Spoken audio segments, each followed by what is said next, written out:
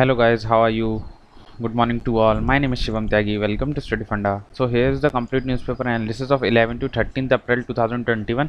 Let's start the session. Our first news is dolphin boom in Orissa Chilka lake.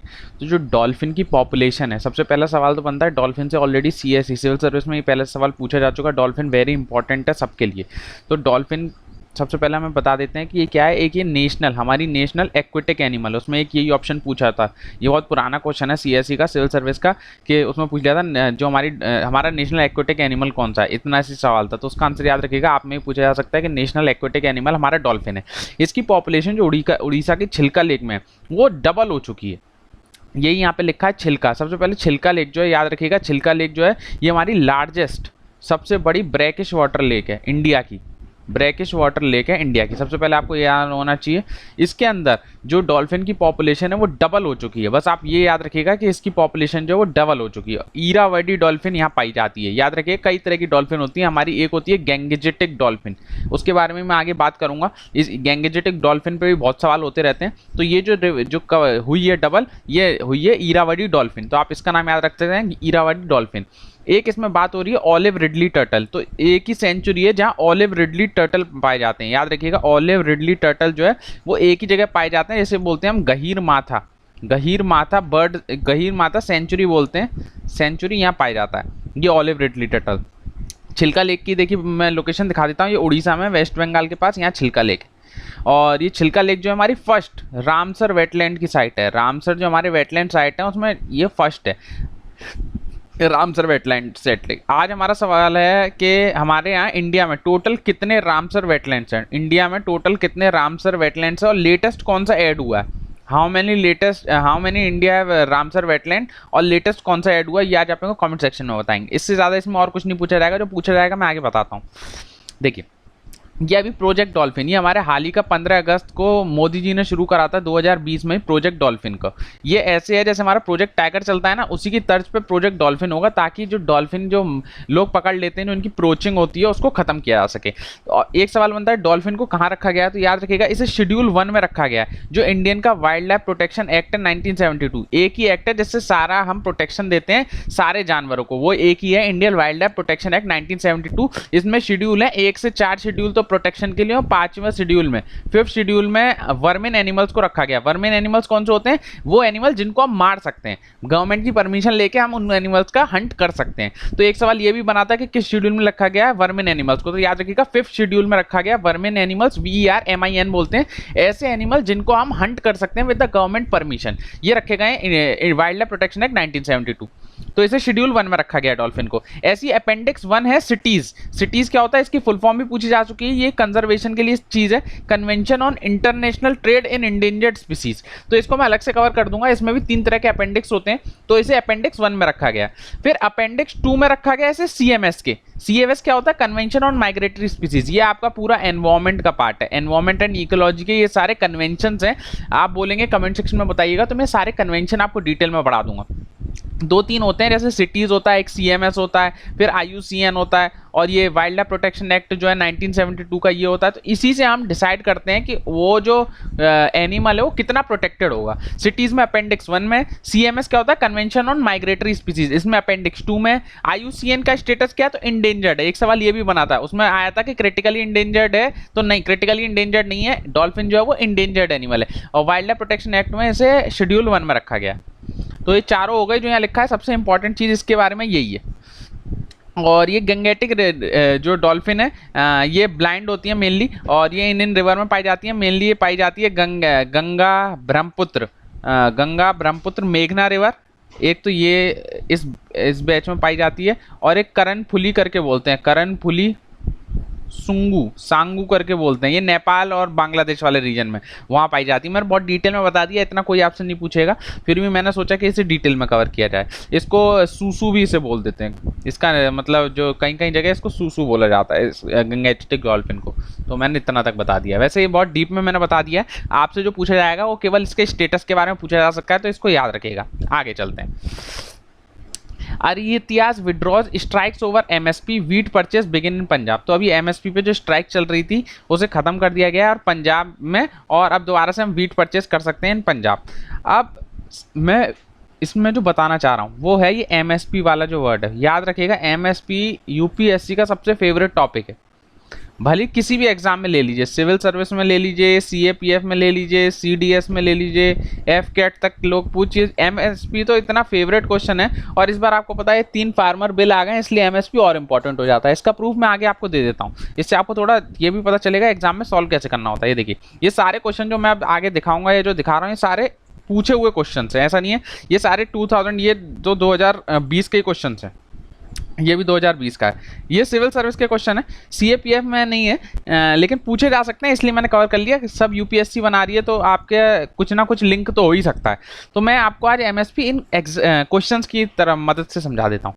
देखिए, पहला सवाल ये पूछा गया था, अब इसे सॉल्व कैसे करना था। मान के चलिए हमें कुछ नहीं आता, हम बेवकूफ़ हैं, हम वहाँ जाके बस एग्जाम देने चले गए, हमें कुछ नहीं आता, तो भी आप कॉमन सेंस से सवाल कर सकते हैं। देखिए, यूपीएससी आपसे चाहता ही नहीं, यूपीएससी अगर आप पेपर देंगे तो उसमें 40 से 50 सवाल कॉमन सेंस ही सॉल्व हो जाएंगे। देखिए, इन द केस, ऐसा कोई केस है, ऑल सीरियल्स, पहले तो जो ऐसे वर्ड्स उन्हें हाईलाइट कर लीजिए, सारे सीरियल, पल्सेस और ऑयल सीड पे एमएसपी मिलती है, is unlimited in any state. मतलब एमएसपी अनलिमिटेड मिल सकती है सारे क्रॉप्स पे किसी भी स्टेट में। ऐसा हो सकता है कि आप खुद ही सोचिए, एमएसपी क्या होती है, न्यूनतम मूल्य, किसी भी जो वस्तु है, कोई भी हमारी जो ऑयल सीड है उनका न्यूनतम मूल्य। अगर आपने थोड़ा एमएसपी पढ़ा होगा तो 24 क्रॉप्स के लिए मिलती है बस, पहली चीज तो ये, और वो भी ऑल सीरियल्स पे तो मिलती नहीं है, तो हो ही नहीं सकता कि हर चीज पे सरकार हर चीज खरीदने को तैयार हो जाए। अगर आप भी राशन की दुकान पे जाते हैं तो आपको सब कुछ नहीं मिलता, कुछ फिक्स चीजें ही मिलती हैं। तो अगर आप ये एक वर्ड पकड़ लेते ना कि ऑल सीरियल्स पे नहीं मिलता, अनलिमिटेड तो जाने दीजिए, अनलिमिटेड तक तो पहुंचने की जरूरत नहीं थी। अगर आप यही पकड़ लेते कि सारे सीरियल और पल्सेस ऑल सीड्स पे एमएसपी नहीं मिलता, तो पहला ऑप्शन तो वैसे ही गलत हो गया। तो मतलब पहला तो हो नहीं सकता और बोथ नहीं हो सकता। फिर दूसरा, in the case of cereal and pulses, अगर सीरियल एंड पल्सेस का कोई केस है तो MSP is fixed in any state at a level to which the market price will never rise. अब चलिए इस क्वेश्चन को कैसे ब्रेक करना था मैं बताता हूं। देखिए, इन the case of cereal and pulses, serial pulses के केस पे एमएसपी फिक्स्ड करी जाती है किसी भी स्टेट या यूटी के द्वारा। अब चलिए, हमें इतना भी नहीं पता कि एमएसपी को कौन फिक्स करता है, हमें कुछ पता ही नहीं है। At a level to which the market price will never rise, इसका मतलब क्या लिख रहा है कि मान के चलिए हमने एमएसपी किसी स्टेट ने 50 रुपए तय कर दी किसी चीज के लिए, तो उसके ऊपर मार्केट की प्राइस नहीं जाएगी। ऐसा थोड़ी होता है भाई, मार्केट पे तो एमएसपी तो सबसे कम मूल्य होता है। मार्केट में हो सकता है उस मान के चलिए आलू का प्राइस 50 रुपए था जो सरकार ने तय करा है, लेकिन मार्केट में आलू का प्राइस 60 भी तो हो सकता है, 70 भी तो हो सकता है। लेकिन ये स्टेटमेंट कह रहा है कि जो एमएसपी स्टेट या यूटी फिक्स कर देगी उसके ऊपर मार्केट राइज नहीं करेगा। तो ऐसा थोड़ी होता है, मार्केट तो अपने अकॉर्डिंग चलेगा। हो सकता है मार्केट जो एमएसपी से नीचे भी चला जाए, ऐसा थोड़ी है कि एमएसपी के रहेगा। जब मार्केट एमएसपी से नीचे चला जाता है तभी तो किसान सारे एमएसपी पे बेचने लग जाते हैं। अगर एमएसपी से ज्यादा पैसा मिल रहा होगा मार्केट में तो सारे किसान तो फिर मार्केट में बेच देंगे, एमएसपी में कोई जाएगा ही नहीं। तो दूसरा स्टेटमेंट ऐसे गलत हो गया, तो ये भी गलत हो गया। तो इसका आंसर हो गया नाइदर वन नाइदर टू। ऐसे क्वेश्चन सॉल्व करना था, इसमें कोई मतलब आप नहीं भी जानते हो ना तो भी कर दो। आगे चलते हैं, ये भी 2020 का क्वेश्चन है। मैं आपको ये दिखाना चाह रहा हूँ एमएसपी कितना फेवरेट टॉपिक है उनका, फिर मैं एमएसपी भी समझा दूंगा। विच of the following factor policies were affecting the price of India in the recent past, ऐसी कौन सी पॉलिसीज हैं जो अफेक्ट कर रही हैं प्राइस को, राइस के, चावल के प्राइस को अफेक्ट कर रही हैं इंडिया में। देखिए, एमएसपी तो करेगी क्योंकि एमएसपी कभी घट जाती है कभी बढ़ जाती है, तो ये अफेक्ट करेगी। चलो पहला स्टेटमेंट सही हो गया। गवर्नमेंट ट्रेडिंग, गवर्नमेंट ट्रेड करती है। गवर्नमेंट कैसे ट्रेड करती है, एक्सपोर्ट करती है, इंपोर्ट करती है, तो इससे भी प्राइस अफेक्ट होगी। ज्यादा इंपोर्ट कर लेगी तो इंडिया के फार्मर्स की हालत खराब हो जाएगी, ज्यादा एक्सपोर्ट कर देगी तो इंडिया में खाने को नहीं बचेगा, तो गवर्नमेंट की ट्रेडिंग जो है वो भी अफेक्ट करती है। तीसरा, गवर्नमेंट स्टॉक पाइलिंग, गवर्नमेंट बहुत ज्यादा स्टॉक करती है। तो आपको पता है फसाई जो है वो इसका फूड इंडस्ट्री है, फसाई जैसे हम बोलते हैं, ये स्टॉकिंग का ही काम करती है। तो बहुत ज़्यादा स्टॉक पाइलिंग, आपने सुना भी होगा कि गवर्नमेंट ने इतना अनाज भर लिया है कि वो सड़ने लगा है गोदामों में। तो गवर्नमेंट की स्टॉक पाइलिंग की वजह से भी, स्टॉक पाइलिंग का मतलब होता है इकट्ठा करे जाना, ताकि कभी कभी गवर्नमेंट स्टॉक पाइल कर लेती है, कभी कभी ट्रेडर स्टॉक पाइल कर लेते हैं। जिससे क्या होता है, जैसे मार्केट में अगर जैसे चावल आ रहा है और कुछ ट्रेडर क्या होते हैं बड़े बड़े कि वो मार्केट में उस चावल की खपत को रोक देते हैं कि बेचते ही नहीं है मार्केट में, तो उससे क्या होता है चावल जो है वो महंगा हो जाता है। ऐसे ही अभी रिसेंट केस जो हो रहा है रेमडेसिविर के साथ हो रहा है। रेमडेसिविर आपको पता है कोरोना की वैक्सीन है, तो बहुत ज्यादा ट्रेडर्स ने क्या करा कि इस रेमडेसिविर की स्टॉक पाइलिंग कर ली है, बहुत पकड़े भी जा रहे हैं। जिससे क्या हो रहा है कि रेमडेसिविर जो 1400-1500 रुपए डोज है उसकी कीमत जो है 14,000-15,000 रुपए हो चुकी है। इतना स्टॉक पाइलिंग हो गई है, इसको पकड़ा भी जा रहा है। तो स्टॉक पाइलिंग का मतलब ये होता है, तो हाँ ये भी अफेक्ट करता है। चौथा, कंज्यूमर सब्सिडीज। अब भाई ये तो सबसे ज्यादा अफेक्ट करेगा, सब्सिडीज, सरकार इतनी सब्सिडी देती रहती है, वो तो अफेक्ट करेगी ना प्राइस को। तो तो चारों ही इसके आंसर होंगे, इसमें कुछ दिमाग ही नहीं लगाना था। इसका 1 2 3 4 आंसर था। थोड़ा सा भी अगर आप नॉर्मल भी जानते हैं ना कैसे गुणा भाग होता है तो भी हो जाएगा, इसमें कुछ सोचना ही नहीं। आगे चलते हैं। तो मैं आपको फिर बता रहा हूँ एमएसपी देखिए फिर यहाँ आ गई। तो ये एक ही साल का पेपर है, इसमें देखिए 2 बार एमएसपी से सवाल था। तीसरा देखिए ये भी 2020 का क्वेश्चन है, और ये वाला शायद पुराना है, 2015 या 16 का क्वेश्चन, आई डोंट रिमेंबर, लेकिन है सब क्वेश्चन एग्जाम के। देखिए इसमें लिख रहा है, ये मेरा भी थोड़ा गलत हो गया था, मैं सोच नहीं पाया था, लेकिन अच्छा सवाल था। Which of the following can be considered as public investment in agriculture. इनमें से कौन सी चीज ऐसी है जो पब्लिक इन्वेस्टमेंट है। पब्लिक इन्वेस्टमेंट क्या मतलब क्या होता है? पब्लिक इन्वेस्टमेंट होता है सरकार, पब्लिक का पैसा। पब्लिक का पैसा कैसे होता है? मतलब पब्लिक जो है वो इनकम टैक्स भरती है, वो पैसा सरकार के पास जाता है। तो पब्लिक इन्वेस्टमेंट का मतलब है सरकार जो पैसा इन्वेस्ट करती है इन एग्रीकल्चर में। तो क्या क्या है इनमें से? पब्लिक इन्वेस्टमेंट क्या है? इन्वेस्टमेंट का मतलब क्या होता है कि आपने कुछ इन्वेस्ट किया और आपको उसका फायदा मिलेगा आने वाले सालों में, इसका मतलब होता है इन्वेस्टमेंट। हम आपको पता है डिफरेंट म्यूचुअल फंड में इन्वेस्ट करते हैं, एफडी, सेविंग बैंक, सब में इन्वेस्ट करते हैं। तो सरकार कहां कहां इन्वेस्ट करती है इन एग्रीकल्चर में, ये बताना था। सबसे पहला था fixing MSP for agriculture crops. अब इसमें आपको बस पढ़ते हुए जाना है, इस सवाल को करना कैसे था मैं वो समझा देता हूं। अब fixing MSP for agriculture produce for all crops, सबके लिए एमएसपी देती है, नहीं पता, मान के चलिए इसका हमें नहीं पता। Computerisation of primary agriculture credit society, नहीं पता। सोशल कैपिटल डेवलपमेंट, नहीं पता। Free electricity supply to farmers, ये तो सबको ही पता है, फार्मर्स को फ्री सप्लाई मिलती है, चलो हमें ये भी नहीं पता। Waiver of agriculture loan by the banking system, भाई छूट लोन माफ हो जाता है, चलो जाने दो। Setting up cold storage facilities by the government, ये सबसे इंपॉर्टेंट पॉइंट था इसमें जो लास्ट में लिख रहा है। अब भाई देखिए कोल्ड स्टोरेज की फैसिलिटी सरकार ने बनाने के लिए दे दिया, तो उसका फायदा तो आपको आने वाले कितने सालों तक मिलेगा? एक बार आपने कोल्ड स्टोरेज बना दिया, उसके बाद तो आपको आने वाले सालों में तो उसका फायदा मिलता ही रहेगा। तो एक ही इन्वेस्टमेंट ही तो हो गया सरकार का कि एक बार सरकार ने कोल्ड स्टोरेज बना दिया, उसके बाद आने वाले सालों में आप उसका फायदा उठाइए। तो एक ऑप्शन तो आपका वैसे ही क्लियर हो गया कि छठवा तो होगा ही होगा आंसर इसका। तो जहां छठवा नहीं है उसको हटा दीजिए, इसमें 5 ही है, इसमें भी 5 है, तो मतलब इन दोनों में से कोई एक आंसर होगा। अब 6 इसमें से है तो 6 तो होगा ही होगा। 2 3 दोनों में है तो 2 3 भी होगा आंसर। अब हमें बस चेक करना है 1 4 5, मतलब हमारा 2 सही होना चाहिए, 3 सही होना चाहिए और 6 सही होना चाहिए। अब हमें बस चेक करना है कि 1 4 5 में से कोई सही है या नहीं।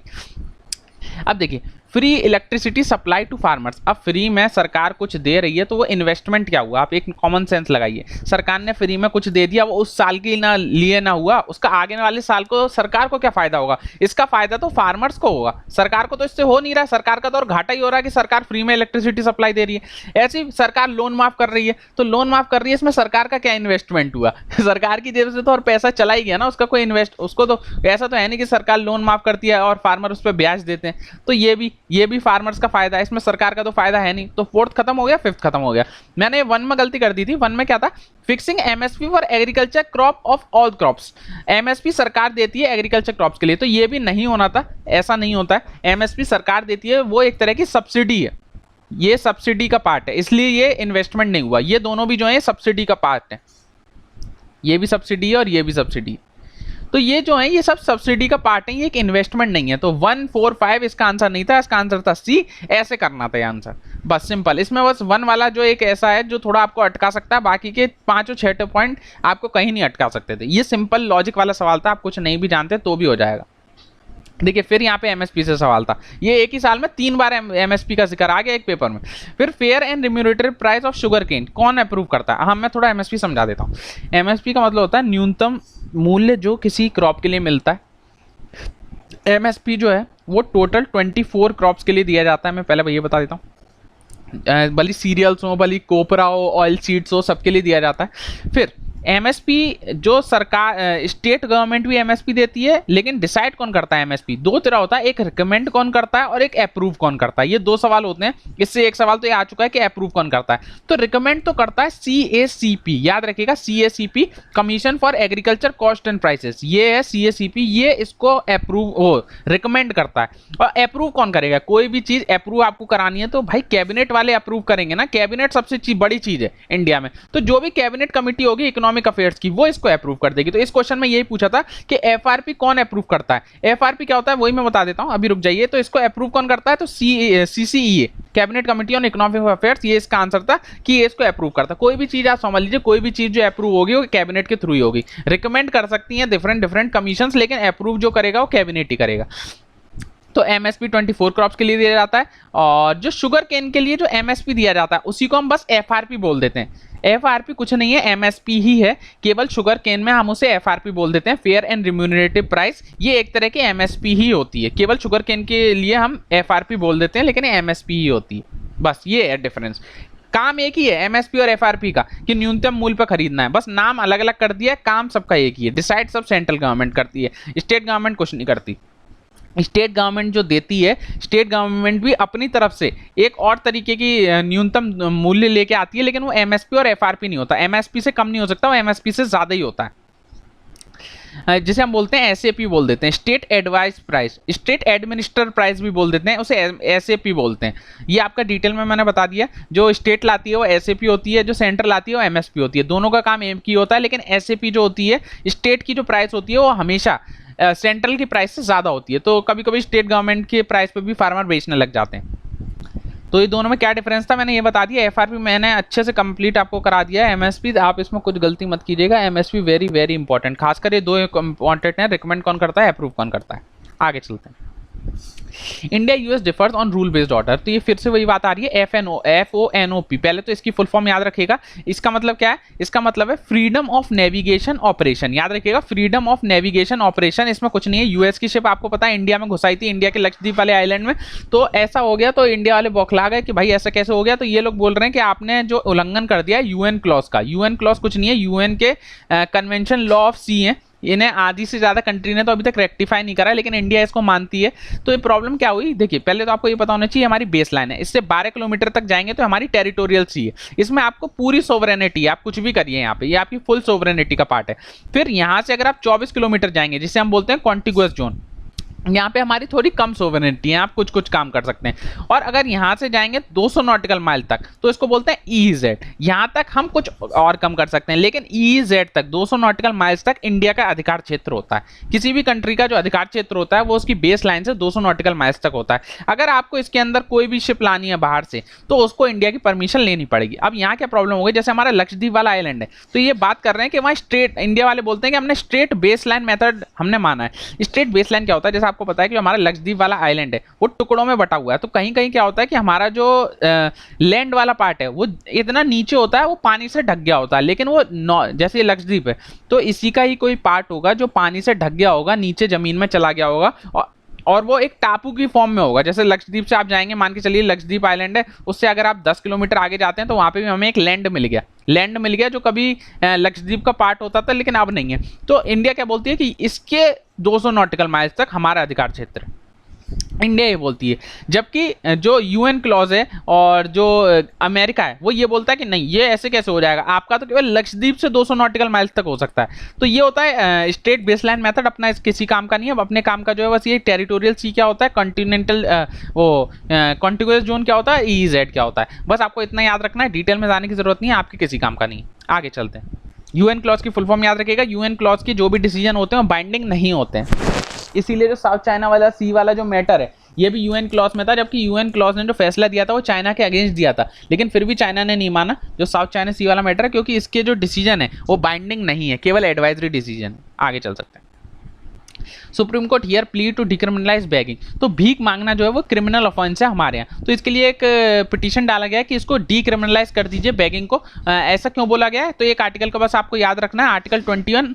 ये हमारा एक फंडामेंटल राइट है, राइट टू लाइफ। किसी को भी अपना अधिकार, कैसे लाइफ अपनी जीनी है उसी का अधिकार होना चाहिए। तो इस आर्टिकल को लेके ये सुप्रीम कोर्ट में चले गए एक पिटीशनर। देखिए इस पे क्या रिस्पॉन्स आता है। आप बस आर्टिकल 21 पढ़िएगा, राइट टू लाइफ, बहुत इंपॉर्टेंट है, very very important fundamental right. ये क्यों चलेगा सुप्रीम कोर्ट, क्योंकि अगर हमारे फंडामेंटल राइट का उल्लंघन होता है तो कोई भी आदमी सीधे सुप्रीम कोर्ट में जा सकता है। ये एक हमारा फंडामेंटल राइट है जो हमें पावर देता है, आर्टिकल 32 हमें पावर देता है, जिससे हम सीधे सुप्रीम कोर्ट में जा सकते हैं। आप ऐसा नहीं है कि आप हाई कोर्ट में नहीं जा सकते, आप अंडर आर्टिकल 226 हाई कोर्ट में भी जा सकते हैं। लेकिन अगर आपके सुप्रीम फंडामेंटल राइट का उल्लंघन होता है तो आप सीधे सुप्रीम कोर्ट जा सकते हैं, आपको हाई कोर्ट जाने की जरूरत नहीं। आगे चलते हैं। Meghalaya villages opposite dam on Umngot. Umngot बस याद रखिएगा, ये इंडिया की क्लीनेस्ट रिवर है। याद रखिएगा कहाँ की है, उमनगोट रिवर, ये मेघालय की रिवर है। याद रखिएगा इस पर एक डैम बनने वाला है, तो वहाँ के लोग अपोजिशन करेंगे, सीधी बात है, डैम बन रहा है तो उनका सब रहन सहन, उनकी लैंड वैन सब छिन जाएगी। अपने काम का जो है वो उमनगोट रिवर ये मेघालय की रिवर है और ये क्लीनेस्ट रिवर है कंट्री की, याद रखेंगे बस इतना, और इसमें कुछ पढ़ने वाली चीज नहीं है। आगे चलते हैं। ये किस हिल पे है तो याद रखिएगा जैंतिया हिल पे है, जैंतिया हिल, जैंतिया हिल पे। अरे बैटरी खत्म हो गई यार, आगे चलते हैं। Orissa light house hold huge tourism potential. तो उड़ीसा का बस ये इसका लाइट हाउस का नाम याद रखेंगे, False Point lighthouse. False Point lighthouse जो क्या कहते हैं कहाँ का है, बस उड़ीसा का है। और मेन अगर पूछ लेता कहाँ का है, भुवनेश्वर का है। एक इसमें चंद्रभागा बीच है, जो चंद्रभागा बीच भी जो है वो उड़ीसा में पड़ती है, याद रखिएगा चंद्रभागा बीच उड़ीसा में। कोणार्क टेम्पल ये भी उड़ीसा में। कोणार्क टेम्पल को हम ब्लैक पगोड़ा भी बोलते हैं, याद रखिएगा कोणार्क टेम्पल को हम ब्लैक पगोड़ा। अच्छा ब्लैक पकौड़ा कोणार्क टेम्पल को बोलते हैं, तो व्हाइट पकौड़ा कैसे बोलते हैं? चलिए आज एक ये बताइए, ये आपका एंशिएंट हिस्ट्री का पार्ट हो गया। इंपॉर्टेंट क्वेश्चन है, मैं कल बता दूंगा, आज बताएंगे व्हाइट पकौड़ा कैसे बोलते हैं। आगे चलते हैं। H case search panel approve Russia Sputnik 5। तो स्पुतनिक 5 जो हमारी कोविड-19 के पहली वैक्सीन थी, ये कहाँ की वैक्सीन है, बस ये पूछा जा सकता है।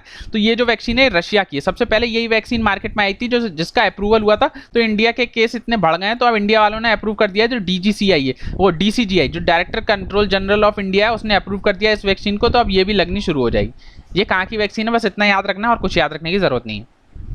Supreme court dismisses convert INS Virat. ये मैं आपको पहले बता चुका हूं। INS विराट एक नेवल शिप थी जो उसको रिटायरमेंट हो चुका था। एक जो शिप ब्रेकिंग कंपनी है उसने इसे खरीद लिया था, लेकिन एक और लोग आ गए, उन्होंने ये बोला कि बहुत बढ़िया शिप है, इसको म्यूजियम बना देना चाहिए। लेकिन सुप्रीम कोर्ट ने वो डिसमिस कर दी म्यूजियम बनाने की तकरीक। उन्होंने बोला कि आपको जो भी फैसला लेना है आप वो शिप ब्रेकिंग कंपनी से आप दोबारा वो जहाज खरीद लीजिए, तभी कुछ होगा, नहीं तो कुछ नहीं होगा। तो अब बस याद रखना INS विराट क्या है, हमारी एक नेवल शिप है जो आपकी डिसमेंटल हो रही है, बस और कुछ नहीं पूछा जाएगा। बस वो पूछेगा रिसेंटली कौन सी शिप डिसमेंटल हो रही है, तो INS विराट। आगे चलते हैं। 24 hours ban on Mamata campaign. क्यों? क्योंकि भाई इन्होंने उल्लंघन करवा दिया। ये सेंट्रल आर्म पुलिस फोर्स को कुछ भी बोलवा रही हैं, कुछ भी बोल रही हैं कि वो बीजेपी का काम कर रहा है, ये कर रहा है, तो इनको 24 घंटे के लिए बैन कर दिया गया है ममता बनर्जी जी को। और यही पढ़ना है हमें। जो इलेक्शन कमीशन है वो आर्टिकल 324 उसे पावर देता है कि वो किसी भी नॉमिनी को कुछ भी कर सकता है भाई, अगर उन्हें लगता है कि ये उल्लंघन हुआ है। और एक याद रखिएगा, राइट टू प्रोटेस्ट आपका फंडामेंटल राइट है, आप प्रोटेस्ट कर सकते हैं, लेकिन घेराव जो घेराव कर लेते हैं वो इलीगल है। तो ये ममता बनर्जी बोल रही है gherao is one of the democratic waves of register public protest and accepted and there is no reason why gherao should be considered is illegal. तो ये बोल रही है कि घेराव जो है वो इलीगल नहीं होना चाहिए, लेकिन ये ऑलरेडी हमारे जो आर्टिकल्स है आर्टिकल 19 में ये लिखा हुआ है right to protest is a fundamental right but gherao is an illegal offence. तो घेराव नहीं कर सकते, तो इसीलिए इनको अब जो है 24 घंटे के लिए slab 24 hours ban on Mamata Banerjee, यहाँ ऐसे लिखा है। तो देखिए क्या होता है, छोटी सी न्यूज़ थी बस मैंने बता दी। नए हमारे चीफ इलेक्शन कमिश्नर अपॉइंट हुए, इनका नाम याद रखेंगे सुशील चंद्र, वेरी इंपॉर्टेंट। सुशील चंद्र जो हमारे नए CEC हैं, इन्हें 324 में आता है, ये याद रखेंगे। एक CEC होता है और इसके बाद 2 EC होते हैं। EC का मतलब इलेक्शन कमिश्नर, एक चीफ इलेक्शन कमिश्नर। इन दोनों तीनों की सैलरी जो है वो सेम होती है। पहला सवाल यही बनता है इनकी सैलरी अलग अलग होती है, नहीं, इनकी सैलरी सेम होती है। इनको तीनों को अपॉइंट कौन करता है, तो प्रेसिडेंट ऑफ इंडिया अपॉइंट करते हैं। एक सवाल होता है प्लेजर ऑफ प्रेसिडेंट है, मतलब इन्हें प्रेसिडेंट रिमूव कर सकता है, तो नहीं, नो प्लेजर ऑफ प्रेसिडेंट। इनको प्रेसिडेंट अपॉइंट तो करता है, इनको प्रेसिडेंट रिमूव नहीं कर सकता है। रिमूव कैसे होंगे, जैसे सुप्रीम कोर्ट का जज रिमूव होता है। सुप्रीम कोर्ट के जज कैसे रिमूव होते हैं, by parting resolution. Special majority जब होती है पार्लियामेंट में तभी सुप्रीम कोर्ट के जज रिमूव होते हैं। ऐसे ही इलेक्शन कमीशन ऑफ इंडिया भी ऐसे ही रिमूव होगा, उसे प्रेसिडेंट ऑफ इंडिया रिमूव नहीं कर सकते। और इनकी रिटायरमेंट एज क्या है, तो 6 ईयर या 65 साल तक ये रह सकते हैं, ये इनकी रिटायरमेंट एज है। और इसमें कोई एजुकेशन क्वालिफिकेशन नहीं चाहिए होती है, नो एजुकेशन क्वालिफिकेशन, कहीं मेंशन नहीं है एजुकेशन क्वालिफिकेशन का। नो टर्म मेंशन, मतलब कितने भी बार इन्हें अपॉइंट किया जा सकता है। और जब ये क्या कहते हैं रिटायर हो जाते हैं इस पोस्ट से, तो ये बाद में भी कहीं और जॉब कर सकते हैं, किसी और गवर्नमेंट ऑफिस में जॉब कर सकते हैं। तो जो इंपॉर्टेंट चीजें मैंने यहाँ सब बता दी है, जो भी CEC से रिलेटेड। आर्टिकल 324 याद रखेंगे। आगे चलते हैं। Retail inflation quickens to 5.52। इसमें बात जो हो रही है इन्फ्लेशन की, महंगाई की बात हो रही है, IIP की बात हो रही है। IIP क्या होता है, इंडेक्स ऑफ इंडस्ट्रियल प्रोडक्शन। इसे निकालता कौन है, तो CSO सेंट्रल स्टैटिस्टिकल ऑर्गेनाइजेशन। किस मिनिस्ट्री के अंदर आता है, तो MOSPI के अंदर आता है। और इसमें क्या होता है, इसमें टोटल हमारी 8 कोर इंडस्ट्री है, उनका प्रोडक्शन बताया जाता है कि कितनी कितनी हो गई है। जो 8 कोर इंडस्ट्री है वो इंडिया का करीबन 40% बनाती है, 40% बनाती है। तो ये हमारी IIP हो गई। इसमें बात हो रही है कोर इन्फ्लेशन की। कोर इन्फ्लेशन क्या होती है, कोर इन्फ्लेशन होती है जो हमारे जो घटते बढ़ते आइटम है उनको अगर हम हटा दें। कोर इन्फ्लेशन को क्या होती है, जो हमारे घटते बढ़ते आइटम है, जैसे हमारे फूड आइटम्स और फ्यूल, अगर इन 2 आइटम को हम एक्सक्लूड कर दें तो वो होती है कोर इन्फ्लेशन। याद रखिएगा, कोर इन्फ्लेशन में फूड और फ्यूल को इंक्लूड नहीं करते, तो वो कोर इन्फ्लेशन होती है। एक होती है हमारी हेडलाइन इन्फ्लेशन। हेडलाइन इन्फ्लेशन होती है जिसमें हम सब कुछ इंक्लूड करते हैं। तो दोनों में थोड़ा सा डिफरेंस मैंने बता दिया है। कोर इन्फ्लेशन क्या होती है जिसमें फूड और फ्यूल को इंक्लूड नहीं करते, और हेडलाइन इन्फ्लेशन क्या होती है जिसमें सब कुछ इंक्लूड होता है। आगे चलते हैं। ये हाँ, हिस्ट्री का अगेन हम आ गए हिस्ट्री का पार्ट लेके। तो हिस्ट्री हमारा जो हो गया था, हमारे सारे जितने एक्ट्स हैं वो हमारे सारे कंप्लीट हो गए थे। अब हमारे आज हमें पढ़ना है कि सेटलमेंट जो थे, जो permanent settlement, Ryotwari settlement, Mahalwari settlement. तो परमानेंट सेटलमेंट पहले आता है, इसको बनाया कब था? 1793 में ही बनाया था। किसने बनाया था? कॉर्नवालिस ने बनाया था। याद रखिएगा, कॉर्नवालिस ने बनाया था। किन जगहों पर था ये भी पूछा जा चुका है। तो बंगाल, बिहार, उड़ीसा में। ये टोटल कितनी जगह, कितने परसेंट लोगों पर लगा था? तो 19% लोगों पर। टोटल ये 19% लोगों पर परमानेंट सेटलमेंट लगा था। इसमें क्या होता था, जो जमीन होती थी वो जमींदार की होती थी। जो जमीन होती थी जमींदार की होती थी, और जमींदार के बाद उसके बेटे की हो जाती थी, बेटे के बाद बेटे की हो जाती। तो ये हेरिडिटरी थी, मतलब एक बार किसी जमींदार को वो जमीन मिल गई तो आगे बढ़ती रहती थी उनके बच्चों को। एक सवाल ये होता है हेरिडिटरी, इसीलिए इसको जमींदारी सेटलमेंट भी बोलते थे। याद रखिएगा, जमींदारी सेटलमेंट होते थे। इससे क्या हुआ? इससे कैपिटलिज्म मर गया। कैपिटलिज्म बढ़ गया, मतलब जो पैसे वाली पार्टी थी उन्हीं को लैंड मिलती थी, तो इससे वो कैपिटलिज्म बढ़ गया। इसको बोलते थे sell sublet mortgage their land. मतलब इसमें क्या है कि अगर कोई छोटा किसान है, वो क्या करता था, अपने बड़े किसानों को पैसा ले लेता था और अपनी जमीन जो है वो उनको बेच देता था। तो इसी को बोलते थे mortgage their land, also called sunset law. अगर आपने सनसेट, इनमें क्या होता था कि जो भी जमींदार है उसको शाम तक पैसा जमा करना होता था। जैसे एक डेट बना दी थी कि बना दिए जाते थे अंग्रेजों के द्वारा कि इस डेट तक आपको सूरज ढलने से पहले पैसा जमा करना है जमींदार को, तो इसीलिए इसको हम सनसेट लॉ बोलते थे। अगर उसके बाद आपने जमा नहीं किया तो आपके जो जमीन है वो हम छीन लेंगे, ऐसे अंग्रेज बोलते थे। अमाउंट इज फिक्स्ड, इसमें अमाउंट जो होता था फिक्स होता था। जैसे आपको 500 रुपये देना है, भले आप कितना भी कमा लो उस लैंड में, आप कुछ भी बोलो, लेकिन आपको इतना रुपया देना ही देना है। जमींदार को 10/11 देना पड़ता था, 1/11 अपने पास रखता था। बताओ, 11वें हिस्से का 10 पार्ट तो अंग्रेजों को दे देता था और 1 पार्ट अपने पास रखता था। तो ये जो है पूरा परमानेंट सेटलमेंट है, इससे ज्यादा नहीं पूछा जाएगा। ये सबसे डिटेल सेटलमेंट है। आगे चलते हैं। रोहितवारी सेटलमेंट इसके बाद आया। तो ये कब आया था? 1820 में आया था। इसको लाए कौन थे? तो Thomas Munro and Alexander Read. इनका नाम याद रखिएगा, डायरेक्ट पूछा जाता है। यही ऐसा ये पूछते हैं सबसे ज्यादा सेटलमेंट जो कौन सा सेटलमेंट सबसे ज्यादा लगा था? तो ये रोहितवारी सेटलमेंट सबसे ज्यादा लगा था।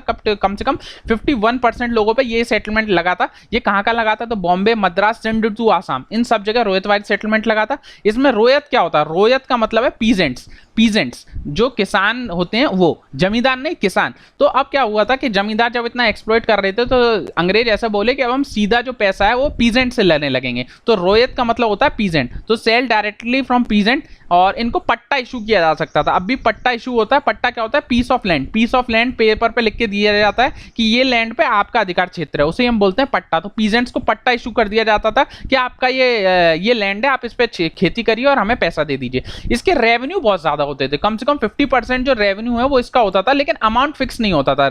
अमाउंट जो रिवाइज होता रहता था 20-30 साल में। लेकिन जो अभी हम पढ़ के आए परमानेंट सेटलमेंट, उसमें अमाउंट जो है वो फिक्स होता था, लेकिन इसमें अमाउंट फिक्स नहीं होता था, जो 20-30 साल में रिवाइज होता रहता था। इसका रेवेन्यू बहुत ज्यादा होता था और कंपनी जो है वो उसको ये राइट था कि वो कभी भी रेवेन्यू बढ़ा सके, मतलब ऑलरेडी 50% है और जब भी चाहे रेवेन्यू को बढ़ा सकती थी। एक पुटकुट सेटलमेंट याद रखेगा, पुटकुट सेटलमेंट जो रोहितवारी से ही रिलेटेड है। याद रखेगा, एक बार सवाल पूछा जा चुका है कि पुटकुट सेटलमेंट किससे रिलेटेड है, तो रोहितवारी जो ये है इससे रिलेटेड है। आगे चलते हैं। महलवारी सिस्टम ये 1822 में आया था। इसे कौन लाए थे? मैकेंजी और RM बर्ड। ये कहां लगा था? वेस्टर्न यूपी आगरा वाले रीजन में लगा था। 30% लगा था। तो सबसे जो बड़ा लगा था वो लगा था हमारा रोहितवारी, उसके बाद लगा था महलवारी और सबसे कम लगा था परमानेंट सेटलमेंट। इसमें कुछ नहीं था, इसमें जो डिफरेंट जो विलेजर्स थे, जैसे बहुत सारे पीजेंट्स थे, उनको 4-5 विलेज मिलके एक विलेज बना दिया और पूरे बड़े वाले विलेज से पैसा लेते थे। तो इसको बोलते थे Mahalwari settlement. Villages clubbed together, उनको महल बोल देते थे और उनसे हम पैसा लेते थे। इसमें भी रेवेन्यू बहुत ज्यादा था और अमाउंट जो था वो फिक्स नहीं था। दोनों वही ऊपर वाली कंडीशन है और इसी को हम बोलते हैं टेम्परेरी जमींदारी सेटलमेंट। इसी को बोलते हैं हम टेम्परेरी जमींदारी सेटलमेंट। तो आज का ये सारा कवर हो गया। आई hope you like my lecture. Please like, share and subscribe. Battery भी खत्म हो चुकी है लैपटॉप की, सो मेरे को चाहे तो इंस्टाग्राम में फॉलो कर सकते हैं। I hope you like my lecture and also follow Study Funda on Telegram and Instagram, so you can get the latest update. और प्लीज यार लाइक कर दो और जो नए बच्चे हैं वो सब्सक्राइब कर सकते हैं। So take care, signing off, bye bye.